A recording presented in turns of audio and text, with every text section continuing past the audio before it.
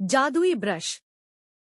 अनिया अपने साधारण घर के बाहर एक लकड़ी से मिट्टी में चित्र बना रही है। वह आकाश की ओर देखती है और आह भरती है। अनिया, एक दिन मेरे पास असली रंग और कागज होंगे। मैं दुनिया को रंगीन और सुंदर बना दूंगी। अनिया की माँ अंदर से आवाज देती है, माँ, अनिया, क्या तुम अटारी में जाकर देख सकती हो? मुझे लगता है वहाँ एक पूरा डिब्बा रखा है। अनिया, आ रही हूँ मम्मी।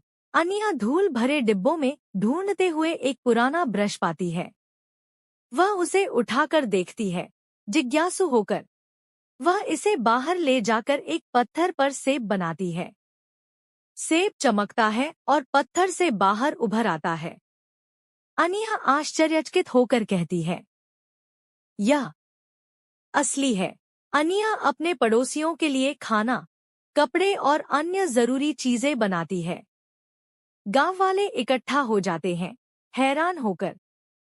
गांव वाला एक, धन्यवाद अनिया, तुमने हमारे गांव में उम्मीद ला दी।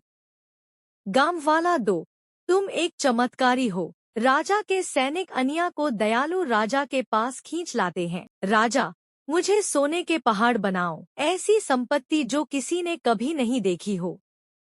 अनिया तेजी से सोचते हुए, बिल्कुल महाराज, मुझे एक खजाने का नक्शा बनाना होगा। अनिया सोने की नदी और राजा के लिए एक नाव बनाती है। राजा, मुझे वहां तुरंत ले चलो। राजा सोने की नदी में नाव चलाते हुए आगे बढ़ता है। अनिया एक विशाल झरना बनाती है। राजा, यह आवाज क्या है? राजा की नाव झरने से गिर जाती है। वह चीखते हुए गायब हो जाता है। अनिया घर लौटती है और गांव वाले उसकी स्वागत में खुशियां मनाते हैं। गांव वाला 3, राजा अब नहीं है और ब्रश सुरक्षित है।